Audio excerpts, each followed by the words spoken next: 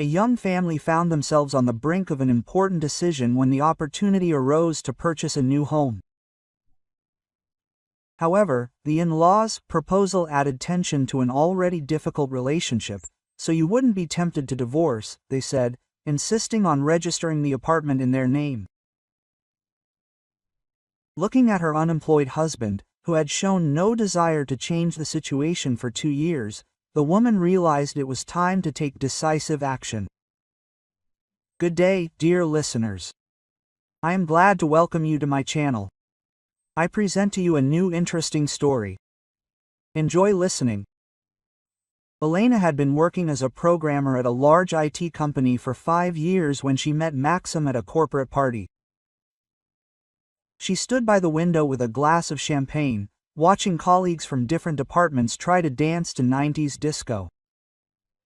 She was used to such events and usually kept to herself.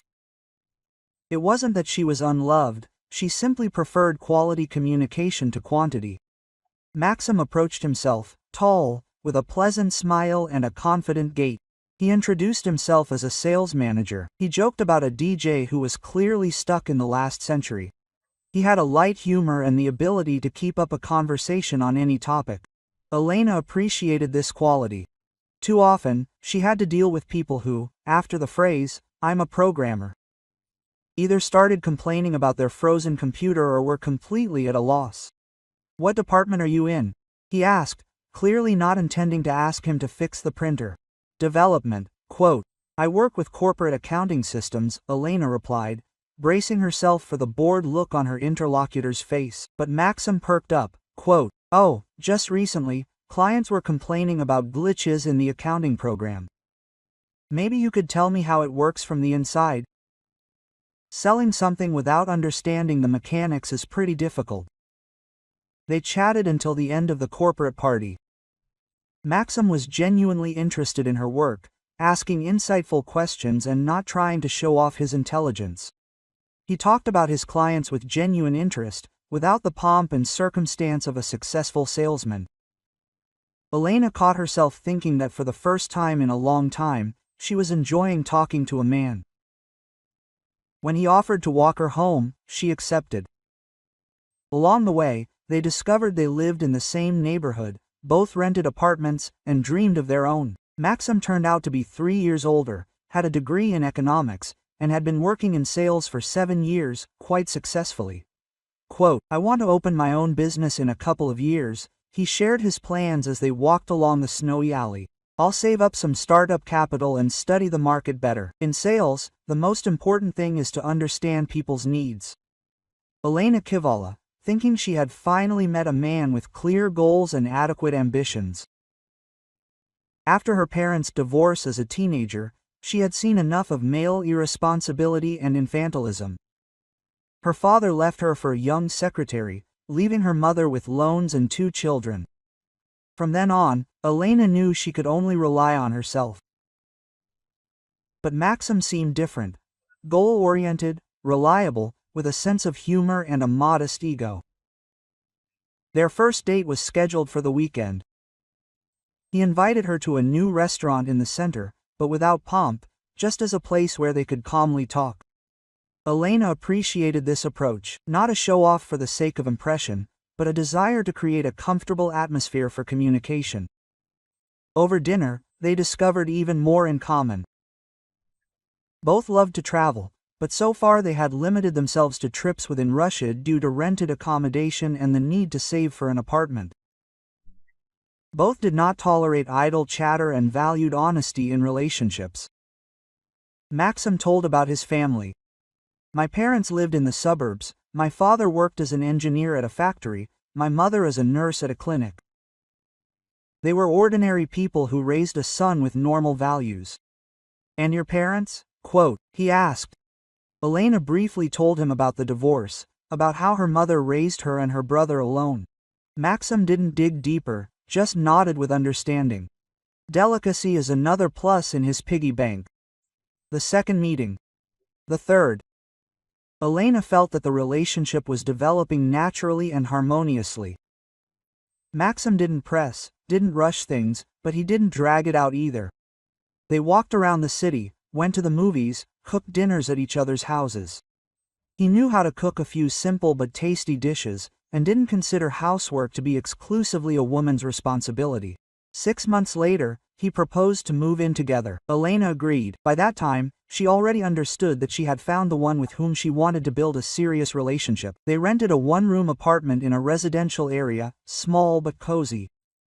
Maxim insisted that he would pay most of the rent because he earned more.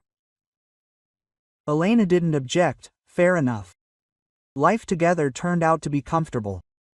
Neither tried to change the other. Life was going well, naturally. Maxim really helped around the house, didn't scatter socks or leave dirty dishes. Elena cooked on weekdays. They spent their money wisely on weekends, saving for a future apartment. The only thing that sometimes bothered them was that Maxim would suddenly lose motivation, for example, sign up for English classes and quit after a month, or start studying a new area of business and then lose interest.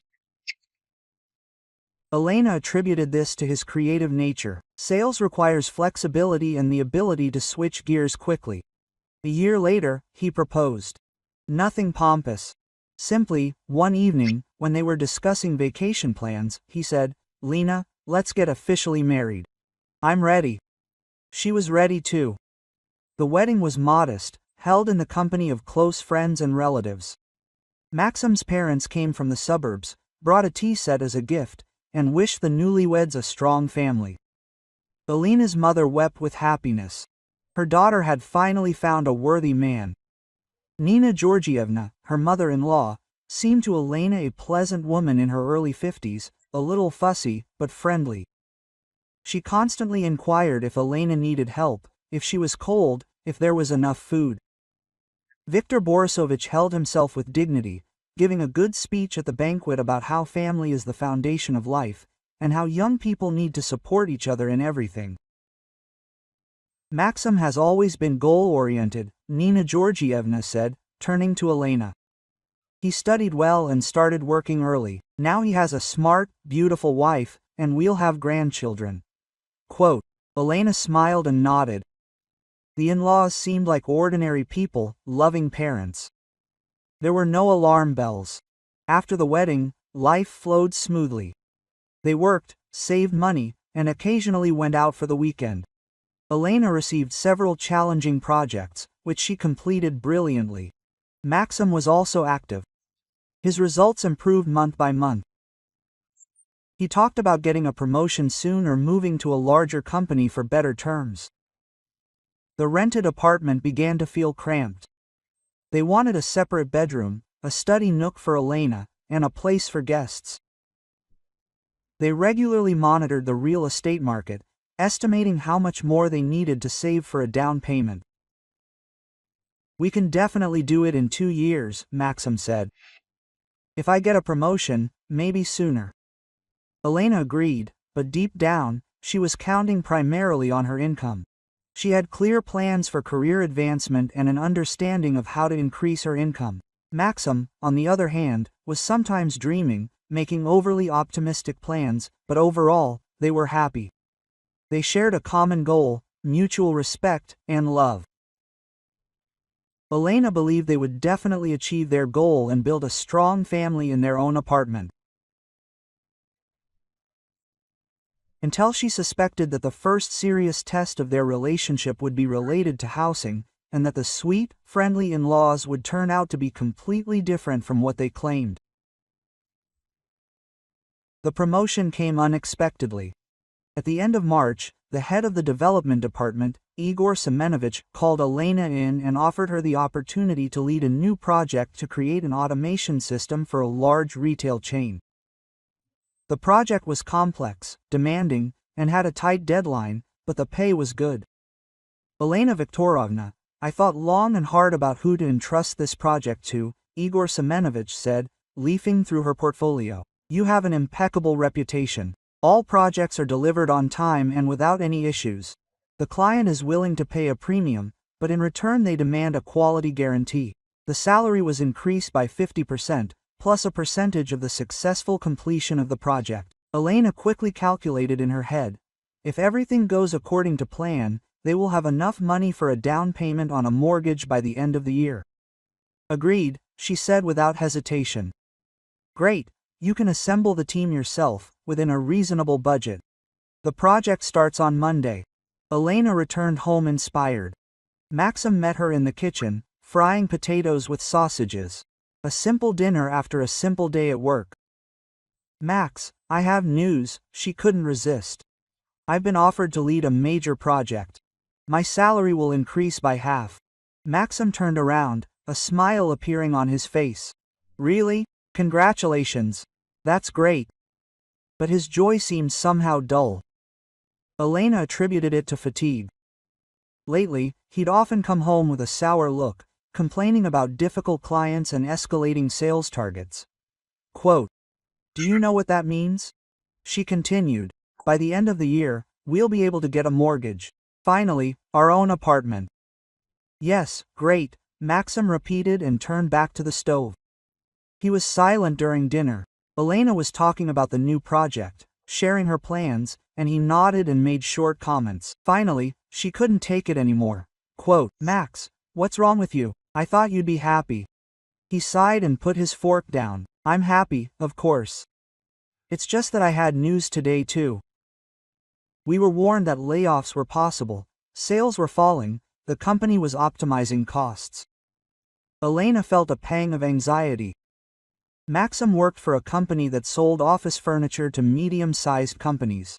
The market was indeed unstable. "But they won't lay you off. You have good results." "I don't know, maybe not, but I'm not in a good mood." She took his hand. Quote, "Why are you worrying ahead of time? Even if something happens, we can handle it. Now I have a good salary. We'll hold out until you find a new place." Maxim smiled, but without much enthusiasm. Elena thought that it was hard for men to feel they weren't the main breadwinners in the family.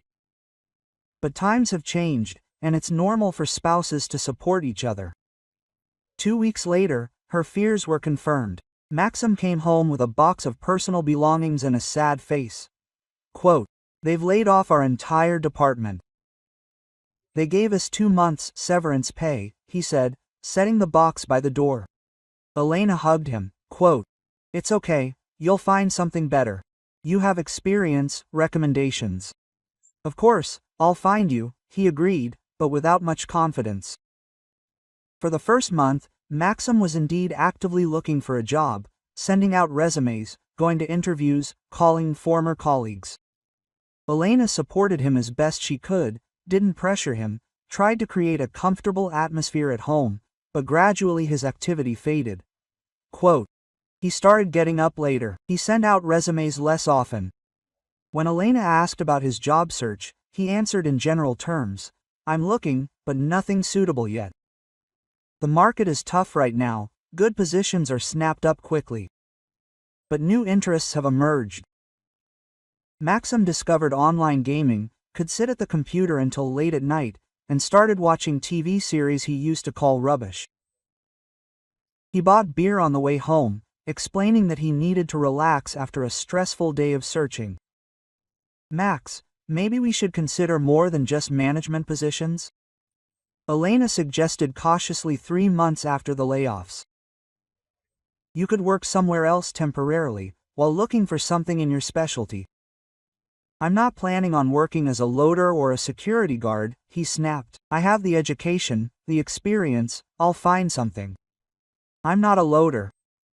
"You could be a consultant in a store, an administrator in an office. The main thing is not to sit around doing nothing." Maxim looked at her with irritation. Quote, "Lena, I understand that you're now the main breadwinner in the family, but that's no reason to tell me where to work." The conversation ended in an argument. Elena apologized, saying she was simply worried about both of them. Maxim also relented and promised to search more actively. Meanwhile, her project was gaining momentum. It was a lot of work, often staying late, sometimes taking home assignments, but the results were worth it. The client was pleased with the interim results. Management praised her. By autumn, it became clear that the bonus payments would be significant. At the same time, Elena began studying the real estate market more seriously. She attended exhibitions, spoke with realtors, and selected a bank for a mortgage. Maxim didn't participate in these efforts, citing his busy job search, although Elena suspected he simply didn't want to think about money. In November, the long-awaited bonus arrived. The amount exceeded expectations. The client was so pleased with the result that he paid the extra money. Elena finally had the money for the down payment. "Max, we can buy an apartment," she announced, showing him the bank statement.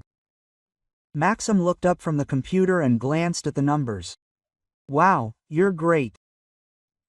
I've already looked at a few options. A 2-bedroom apartment in a new building, a good layout, in a decent neighborhood. Want to go see it?" Of course, he agreed, but didn't seem enthusiastic.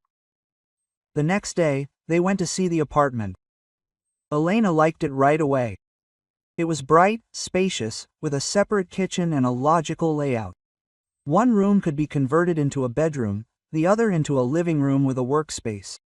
The building was new, with good infrastructure around it. "What do you think?" she asked Maxim. "Not bad, and what's the price?" The realtor quoted a price. Maxim whistled. "A bit pricey. But it's a new building in a good neighborhood," Elena countered. "Similar apartments cost about the same. Maybe we should look for something cheaper on the second floor?" Elena was surprised.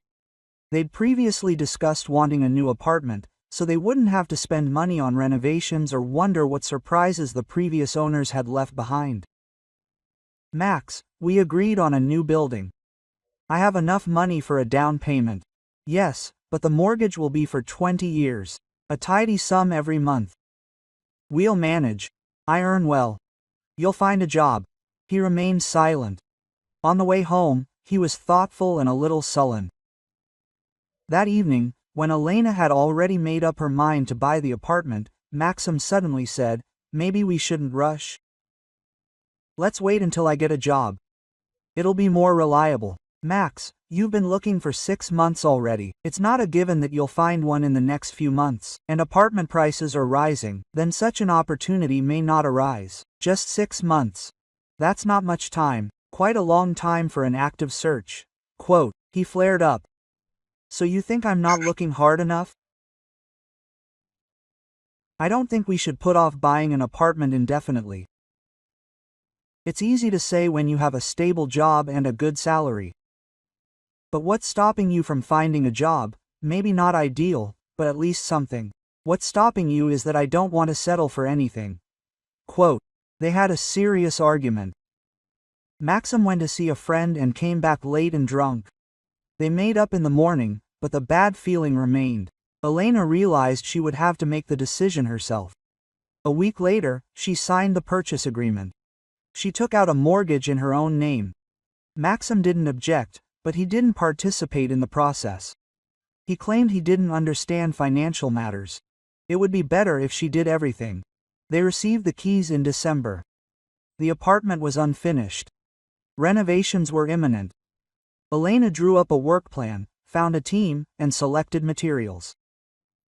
Maxim occasionally commented, but generally gave his wife complete freedom of action. "Max, this is our first apartment of our own," Elena tried to shake him off. "We can do everything the way we want." "Yeah, great," he agreed without much enthusiasm. The renovation took 3 months. Elena supervised every stage, chose the furniture, and thought out the design. The result was beautiful and cozy. Exactly the apartment they dreamed of in their rented one-room apartment. During this time, Maxim still hadn't found a job. However, he stopped actively looking for one. Either he was in a bad mood, or the weather wasn't right for going to interviews, or there were other reasons. "Maybe you should take a break from searching until you move," Elena suggested. "And after the housewarming, will you get down to business in earnest?" "Good idea," Maxim agreed. "The new apartment will give you motivation." They moved in March. Elena took a few days off to get everything set up. Maxim helped unpack boxes and arrange furniture. He seemed to become a little more lively and active in his own home. It's so great that we now have our own home, Elena said, standing in the middle of the spacious living room. Yes, the apartment turned out great, Maxim agreed, plopping down on the new sofa. We can even play Vosley. We'll definitely invite friends, colleagues, and your parents. Of course, your parents, yes, they'll be interested to see it.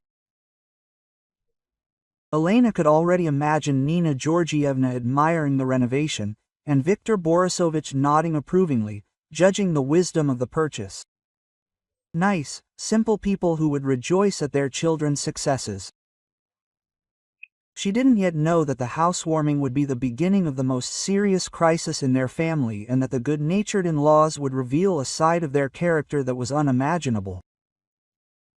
The housewarming was scheduled for Saturday. Elena planned the menu, bought groceries, and decorated the apartment. She wanted the first celebration in her own home to be a memorable one. Maxim wasn't particularly enthusiastic, but he helped with the cleaning and preparations. Mom called and said they'd arrive at 3 o'clock, he announced on the morning of the housewarming. Dad washed the car especially. Excellent. And friends will arrive by 5. By the way, Mom baked a cake. She says store-bought ones aren't tasty. Elena smiled. Nina Georgievna really was a good cook. Her salads were the first to go at the wedding. It was nice to have such a thoughtful mother-in-law. Maxim's parents arrived right on time.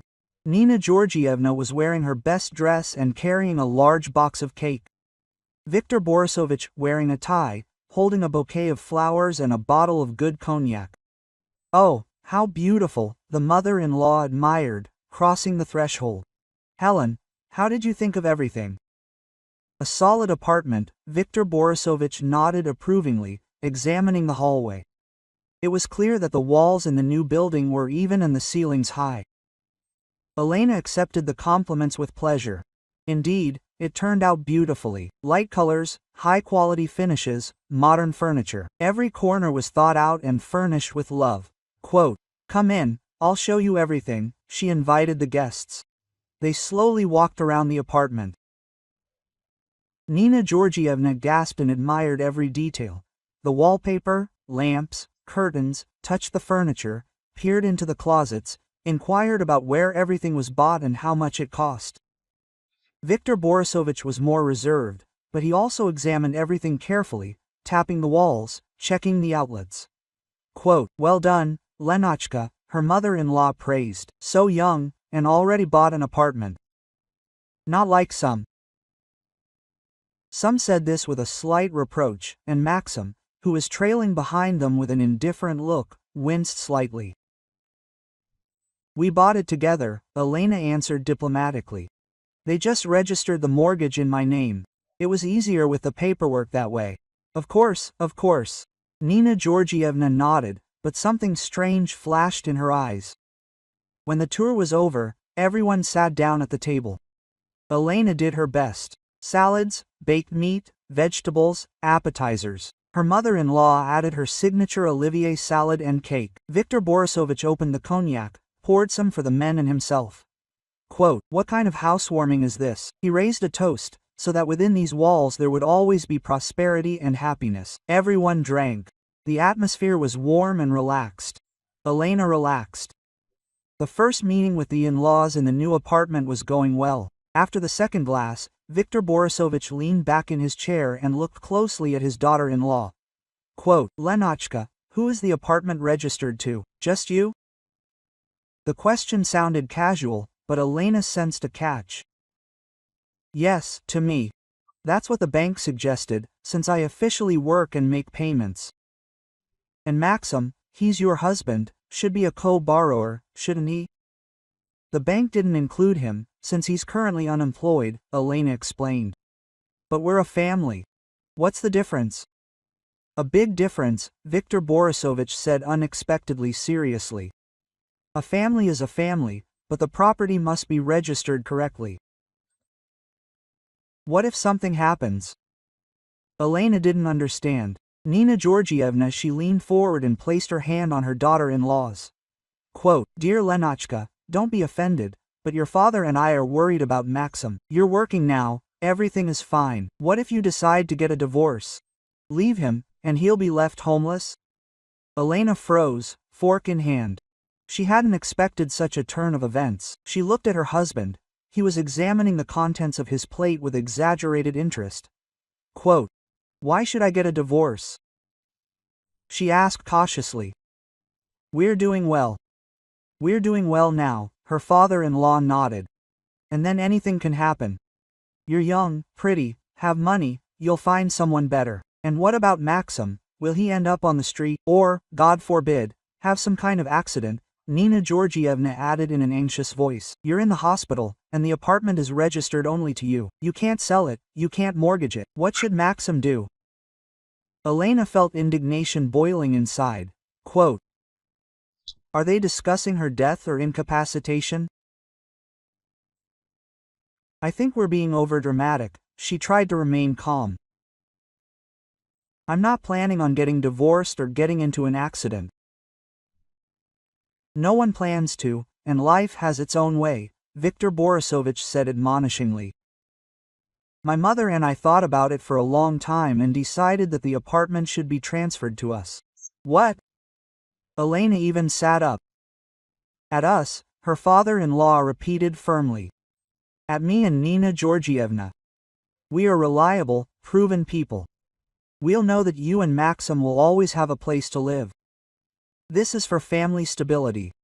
Elena looked at her husband, expecting him to be indignant or at least surprised. But Maxim only shrugged vaguely, continuing to study his plate. Quote, "Your father and I are taking care of you," Nina Georgievna cooed affectionately. "We understand that young people are flighty these days, together today, gone tomorrow. But real estate is serious business. It's more honest this way," Viktor Borisovich added. "You invested money, we understand that. But Maxim's mother and I have helped him all his life, educated him, supported him, and it's fair that the family property be shared." Elena looked at them as if they were crazy, looking from one to the other, expecting someone to laugh and say, "Joke." But all three were serious. "Are you suggesting that I transfer the apartment I bought with my own money to your name?" she said slowly. "An apartment for which I'm paying a mortgage and will continue to pay for the next 15 years. "We'll take on the mortgage too," Viktor Borisovich said quickly. "I have a good pension, and so does my mother. We'll manage. And you'll live as you always have," Nina Georgievna chimed in. "It'll just be all clear on paper." Elena couldn't believe her ears. These people, whom she had known for several years, who seemed pleasant and adequate to her, were now sitting at her table, offering to give them the apartment with serious faces. Quote, "And what does Maxim think?" she asked, turning to her husband. He finally looked up from his plate. His face was written with slight embarrassment, but not the indignation Elena expected. Quote, "Well, maybe my parents are right," he said uncertainly. "It will be calmer for everyone." "Calmer for whom?" Elena could not resist. "For me, who will give my apartment to strangers." "We are not strangers, we are family," Nina Georgievna pursed her lips, offended. "Yes, but that doesn't mean I have to give you anything," Elena raised her voice. "I worked, I saved, I pay the mortgage." "Please don't yell," Maxim winced. "My parents simply suggested an option. We can discuss it calmly." "Discuss it." Elena tried to pull herself together. "What's there to discuss? Are you suggesting you take my apartment?" "Not take it, but re-register it for the common good," Viktor Borisovich said admonishingly. "So that you wouldn't be tempted to be dishonest with our son, that was too much." Elena felt a lump rise in her throat. They were talking about her as if she were a potential swindler or a marriage swindler. Quote, "I love your son," she said, trying to speak calmly. "That's why I've been putting up with his unemployment and laziness for the last 6 months. That's why I bought us an apartment, even though I could have lived alone and not paid the mortgage." "Lenachka," No one is saying you don't love him, Nina Georgievna hastened to reassure. It's just that love comes and goes, and property must be reliably protected. Maxim continued to sit silently, serenely scratching his stomach. The conversation seemed unconcerned, as if it were talking about strangers and someone else's apartment. Elena looked at him for a long moment. In all the years of their relationship, she had never seen such cowardice and weakness in him. This man, who communicated easily and naturally with people, made plans, promised support, now sat and allowed his parents to demand that his wife transfer the apartment to them. Quote, "You know what?" she said, finally straightening up. "I have a counterproposal." All three stared at her. "Since we're talking about justice and property protection, why don't you transfer your country house to me?" Silence fell in the room. "In what sense?" Viktor Borisovich asked, perplexed. "In a literal sense, you have a country house in the suburbs. Transfer it to my name so you won't be tempted to disinherit such a wonderful son." Nina Georgievna choked on her compote, and Viktor Borisovich turned bright red. Maxim finally tore his eyes away from his plate. His eyes widened in surprise. Quote, "How you started, Nina Georgievna, but then stopped yourself. That's a completely different matter," Viktor Borisovich said sternly. "The country house is our property. We built it ourselves. And the apartment is my property. I bought it with my own money," Elena retorted. "What's the difference?" "Because we're parents," the mother-in-law raised her voice. "We have the right to worry about our son's fate, and I'm his wife and have the right to respect," Elena persisted. "I'm not going to divorce anyone, but I won't give up my property either." "Maxim, tell her," Nina Georgievna demanded, turning to her son. "Explain how important it is for the property to be properly registered." Maxim glanced confusedly from his parents to his wife and back. He clearly hadn't expected the situation to escalate so much and didn't know whose side to take. Quote, "Maybe we can avoid extremes?" He tried conciliatory. "We need to come to some kind of agreement." "Agree on what?" Viktor Borisovich asked sharply. "Either she agrees or she doesn't." "I don't agree," Elena stated firmly, "and I don't want to discuss this anymore."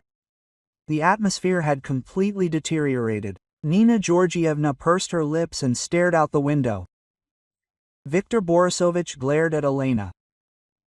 Maxim looked lost and miserable. Fortunately, at that moment the intercom rang. The first guests had arrived. Elena went to open the door, glad for the respite. Perhaps the conversation would take a more pleasant turn in the presence of others, but it was a false hope. When friends and colleagues arrived, the in-laws were distant and unfriendly, smiling only with difficulty, giving monosyllables, and not participating in conversations. Nina Georgievna's entire demeanor made it clear she was displeased and offended. Quote, "What's wrong with your parents?" Elena's friend whispered in the kitchen. "They're so gloomy, it'll take a long time to explain," she sighed. "I'll tell you later." An hour later, the in-laws got ready to go home, citing fatigue. They said goodbye dryly, without the usual hugs and kisses. "We'll come back to this conversation," Viktor Borisovich said meaningfully at the door. "Think about it carefully." When they left, Elena felt a huge relief, but this was only the first round of confrontation, and she knew it. The party continued, the guests were having fun, but Elena felt exhausted. Her in-laws' proposal didn't just shock her. It made her see a completely different side of people she'd considered pleasant and friendly. But what hurt her most was Maxim's behavior. How could he sit and watch indifferently while his parents demanded his wife give them the apartment? How could he even hint that he agreed with them? When the last guests left and they were alone, Maxim tried to hug her. "Don't worry, my parents just care about me in their own way." Elena pulled away. "In their own way. They wanted to take our apartment, and you supported them. I didn't support them. I just didn't want to escalate things. Exactly. You just sat and said nothing while they demanded that the apartment I was paying for be transferred to them. Maxim rubbed the bridge of his nose. Len, you don't understand. They're old people, they have their own ideas. They're both a little over 50, Elena exclaimed. What old people? They understand perfectly well what they're doing. You still need to communicate with them. They're my parents. After this, they're dead to me. Don't say that, Maxim frowned. Maybe they went too far, but they want the best for me. It's not possible for you. And what about me? What good do they want for me by offering to take my property? Quote. The conversation again escalated into an argument. Maxim couldn't or didn't want to understand the depth of betrayal Elena felt from him and his parents. For him, it was just an unsuccessful conversation that could be forgotten. But for Elena, it was a turning point. For the first time, she saw her husband's true face, a weak, spineless man, ready to do anything just to avoid conflict with his parents. You know what? She said finally. I don't care what your parents think, but you've really disappointed me. Len, no, listen, I bought this apartment. I pay the mortgage. I earn our living, and you can't even protect me from your parents' insolence. What do you want me to do? Quote. Maxim asked almost plaintively. Find a job. Start contributing. Tell your parents their offer is an insult to your wife. Be a man, not a boy who always agrees with mommy and daddy. Maxim looked at her, confused, not knowing what to say. Elena turned and went into the bedroom, slamming the door. The housewarming, which should have been a happy day, turned into a nightmare. She lay awake, replaying the day's events in her head. How could these seemingly nice people be so materialistic and arrogant? How could her husband, with whom she had lived for several years, show such cowardice? Maybe I didn't know them all right, Elena thought. Maybe they were always like this, I just didn't see it. Footsteps were heard outside the door. Maxim knocked softly. Len, can I come in? This is your room too, she answered wearily. He sat on the edge of the bed. Listen, I'm sorry. You're right, quote. I acted like a wimp, I was just confused. Elena stared at the ceiling in silence. I'll talk to my parents, Maxim continued. I'll explain to them that they crossed all boundaries. I'll make them apologize.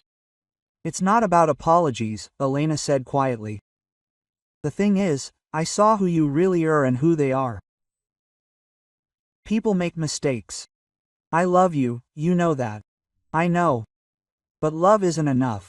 You also need respect, support, protection. They talked half the night. Maxim apologized, promised to change, find a job, put his parents in their place. Elena listened, but deep down she didn't believe it. Such things don't change overnight. The next day, Maxim really did call his parents. Elena didn't hear the conversation. He went out onto the balcony, but from his face when he returned, she understood. I didn't achieve anything good. What did they say? She asked. Were they offended? Maxim answered gloomily. They say they wanted the best, but it turned out as always. And I misunderstood them somehow. What did I misunderstand? That they want to take away my apartment. They say they simply offered an option for the family's safety and that your counterattack about the dacha was insulting. Elena laughed bitterly. Their offer wasn't insulting, but mine was. Insulting is wonderful. I said they should apologize to you, Maxim added. But they think you should apologize. I thought so, Elena nodded. So, we won't be communicating. That was the end of the conversation, but the aftermath of the housewarming continued to affect their relationship. Maxim was depressed, often withdrawn, and avoided discussing his parents. Elena, too, remained distant, disappointed by his weakness. But the story took an unexpected turn, which changed everything. A week passed. Maxim left the house in the mornings as if he were going to work, but Elena doubted he was really looking for something. He returned in the evening with empty eyes, reluctant to answer questions. A tension had settled between them that had never been there before. On Friday evening, she returned earlier than usual. There had been a power outage at the office, and management had dismissed the staff. Elena decided to stop by the supermarket, pick up something for dinner and maybe a bottle of wine. She wanted to somehow break the ice between them. When she opened the apartment door, she immediately heard voices coming from the kitchen. Maxim was not alone. And she recognized the second voice immediately, Viktor Borisovich. Elena froze in the hallway, without taking off her shoes. "Son, you need to have a serious talk with her," the father-in-law insisted. "It's not normal when a wife doesn't take your opinion into account." "Dad, I don't think now is the right time," Maxim answered listlessly. Elena was very offended. "Offended?" Viktor Borisovich snorted. "And the fact that she insulted us with her offer about the dacha is nothing. Your mother and I have been toiling for this plot of land our whole lives." Quote, "But you're not bad either," Maxim tried to object. "Why did you suggest re-registering the apartment?" "Because we care about you," his father raised his voice. "You're unemployed and dependent. She can throw you out the door at any moment." "And what then?" "Elena loves me. She won't throw me out. Everyone says that until they get tired of supporting a parasite.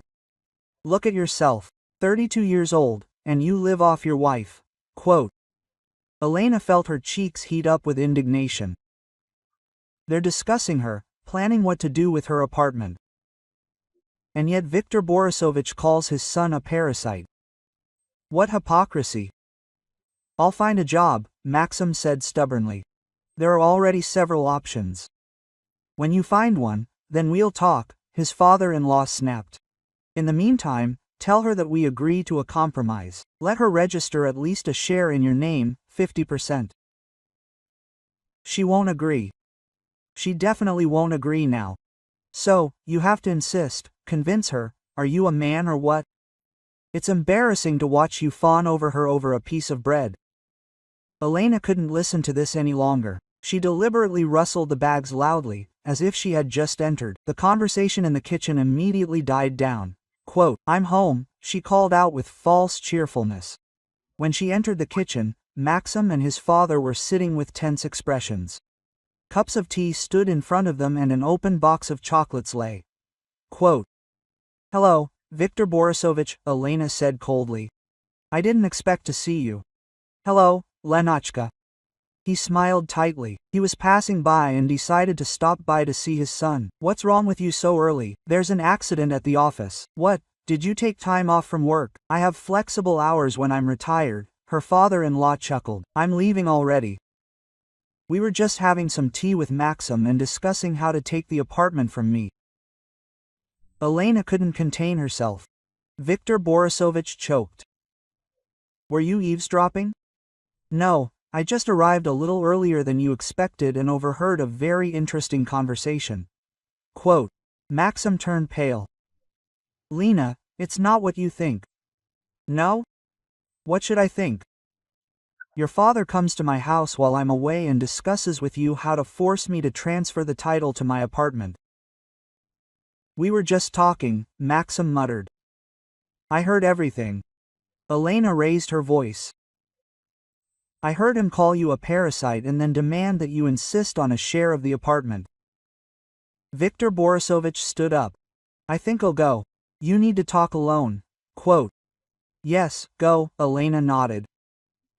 "And tell Nina Georgievna that both of you are no longer welcome in my house." Her father-in-law looked at her with poorly concealed anger. "Don't forget, girl, that I'm your husband's father. It's not that easy to erase me from your life." "We'll see," was all Elena said. When the door closed behind Viktor Borisovich, Maxim tried to justify himself. Quote, "Lena, I wasn't going to demand anything from you. He came himself and started this conversation. And you, of course, couldn't stop him. Tell him that the matter was closed once and for all. I tried, very weakly, Elena snapped. I heard everything, Maxim.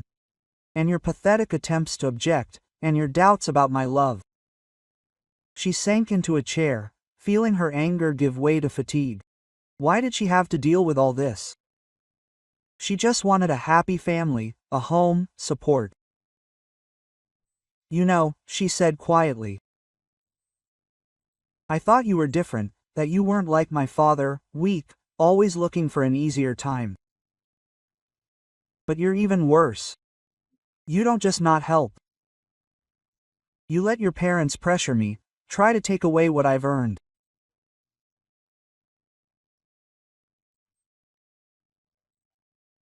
Maxim looked at the floor. They just want me to have a financial safety net, so find a job and create it yourself, Elena explained. What's stopping you? 6 months without a job, that's abnormal for someone with your experience and education. Don't you understand how difficult things are now? I understand perfectly well. My colleagues lost their jobs, but found new ones in a month or two because they were looking, and not playing computer games all day. Maxim flared up. So, to you, I'm a lazy person and a parasite. Isn't that right? Elena asked wearily. When was the last time you sent out a resume, went to an interview, or did anything at all except complain about how hard times were? He couldn't find an answer, stood up silently, and left the kitchen. Elena heard the bedroom door slam. That's always the case. It's time to start a serious conversation. He runs away. The next morning, Maxim got up unusually early, took a shower, shaved, and put on a formal shirt and trousers. Quote, "Where are you going?" Elena asked over breakfast. For an interview, he answered briefly. She raised her eyebrows in surprise. Quote, "Really? Where?" "For a courier service. They need corporate account managers." Elena was confused. On the one hand, this wasn't the job Maxim had dreamed of before. On the other, he finally started to take action. Quote, "That's good," she said carefully. "Good luck to you." "Thank you." He finished his coffee and left without hugging or kissing her goodbye, as he had before. All day, Elena thought about what was happening. Their relationship was falling apart, and it wasn't just Maxim and his unemployment that was to blame, but also her own inflated expectations. She wanted him to be a strong, decisive man who would always protect and support her, but what did she get?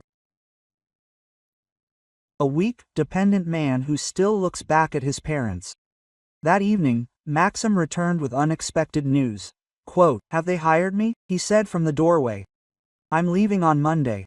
Congratulations, Elena was sincerely happy. "Tell me more." "What's there to tell? The salary is lower than at my last job. The schedule is from 9 to 6. Standard, there will be business trips around the region." "But that's good, right?" "This is probably a start," he shrugged. "At least I won't be a parasite anymore." It sounded so bitter that Elena winced. "Maxim, I never called you that." "Your father said it." "But you thought so, didn't you?" She didn't deny it. She really thought so, although she didn't say it out loud. "I just wanted you to pull yourself together," she said more softly, "so that you would stop feeling sorry for yourself and start acting."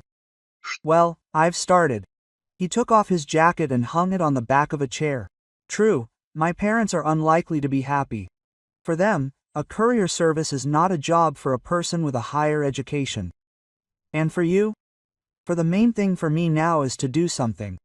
And then we'll see." It seemed like this news should have brought them closer together, but the tension didn't go away. Too much had been said, too deep the wounds had been inflicted. On Monday, Maxim actually went to work. He came back tired, but with some new expression in his eyes, as if something had clicked inside, and he began to change. He began to sit less at the computer, communicate more with Elena, take an interest in her affairs. 2 weeks later, when they were having dinner, he suddenly said, "Dad called, he wants to meet, talk." Elena tensed up. "And what did you say?" "That he and Mom should apologize to you first?" She looked at him in surprise. "Really?" "Yes." He said that their offer was insulting and unfair, that I love you and appreciate everything you do for us. It was so unexpected that Elena couldn't find an answer. Maxim continued. "At first, he was indignant, saying that you were turning me against my parents. But then, it seemed, he began to understand that they went too far. So what now? They want to come on Sunday and apologize in person." Elena shook her head. "I don't believe Nina Georgievna is capable of apologizing." "Me neither, to be honest," Maxim chuckled. "But let's give them a chance. After all, this is my family." "Okay," Elena reluctantly agreed. "Let them come. But at the first attempt to manipulate, I'll throw them out." "Fair enough." Quote. On Sunday, the in-laws arrived promptly for lunch, as agreed. Nina Georgievna looked tense, Viktor Borisovich focused. They handed Elena a box of chocolates and a bottle of wine, as if it were an ordinary visit. After awkward greetings, everyone sat down at the table. The conversation didn't flow well. They discussed the weather, the news, health. Finally, Maxim couldn't take it anymore. "Parents, I thought you wanted to say something to Elena?" Nina Georgievna pursed her lips, but Viktor Borisovich cleared his throat. "Yes, indeed, Elena, Nina and we'd like to apologize to Georgievna for that unpleasant conversation at the housewarming party. We got carried away and suggested something that was offensive to you. We were simply worried about Maxim," her mother-in-law quickly added. "You understand, mothers always worry about their children." "I understand," Elena nodded.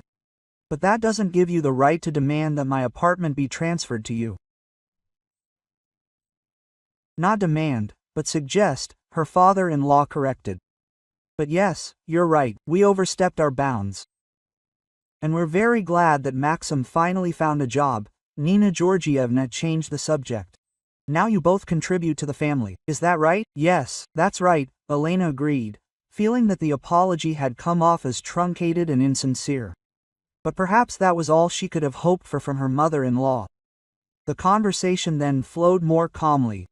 They discussed Maxim's new job, plans for the summer, and the health of their relatives.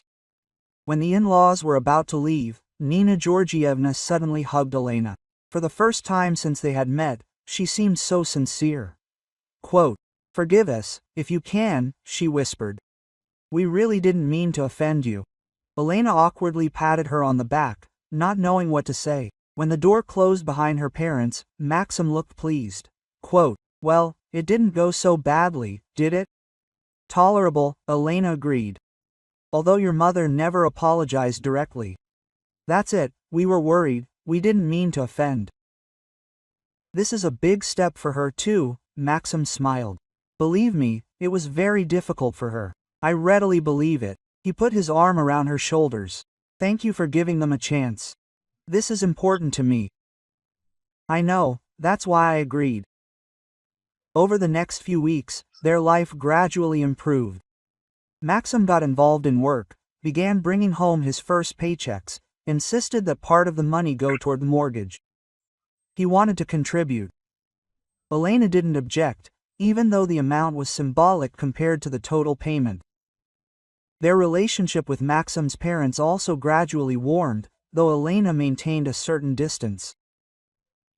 Nina Georgievna no longer brought up the apartment or pried into their finances. When she visited, now always calling first, she behaved politely and even with a certain obsequiousness, apparently afraid of again incurring her daughter-in-law's wrath. One evening, Elena and Maxim were sitting on the balcony, enjoying the warmth of the summer evening. He was drinking beer, she was drinking fruit tea. They talked about plans for the future, about Elena's possible promotion, and about Maxim also looking for a more promising position. Quote, "You know," Maxim said suddenly, looking at the city lights. I have to tell you something. What is it? Elena asked, wary, quote, I want to thank you for what? For not giving up. For making me pull myself together, find a job, for putting my parents in their place.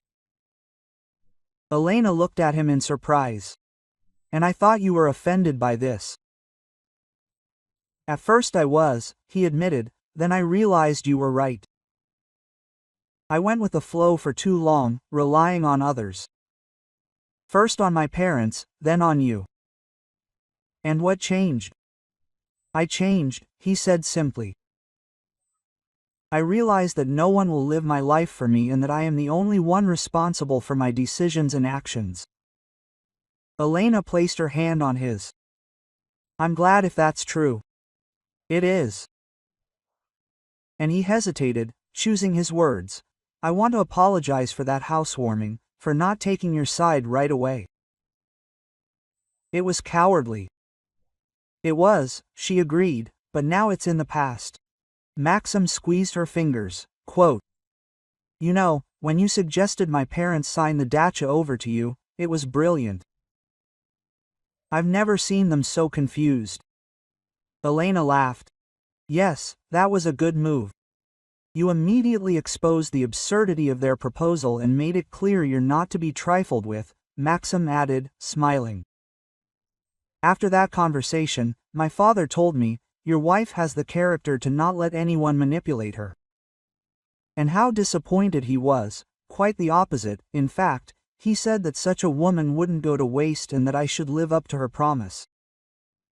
They were silent, looking at the stars emerging from the darkening sky. I'll have a new project soon, Elena said suddenly.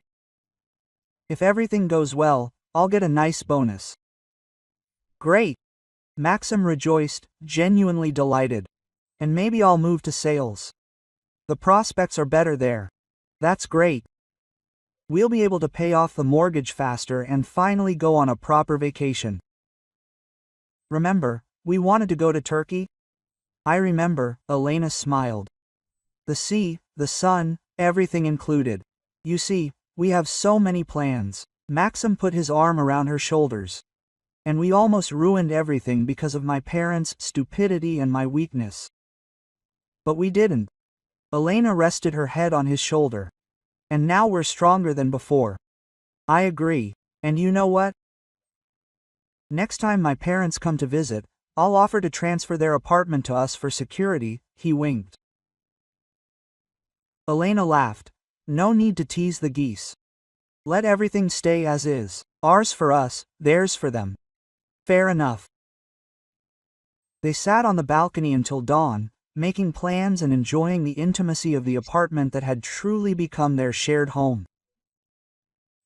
Not because it was registered in both their names, but because they both poured their souls, energy, and love into it. And the story of the in-laws' brazen proposal on their housewarming day became a family legend, sometimes recalled with a smile. And every time, Elena thought how fortunate she was that she hadn't remained silent but had fought back. Thanks to this, their family not only survived but also grew stronger. People in town whispered that young programmer Elena Druzhinina was not to be trifled with, that she knew how to stand up for herself and her property, and that even her in-laws, known for their assertiveness, recognized her authority and didn't interfere in her family affairs. And Maxim was proud of his wife. Not every man is lucky enough to have such an intelligent, strong, and decisive partner, a partner who wasn't afraid to tell the truth to both him and his parents. Their home truly became theirs in every sense. The roof of the house where they were happy and where everyone contributed to the common well-being.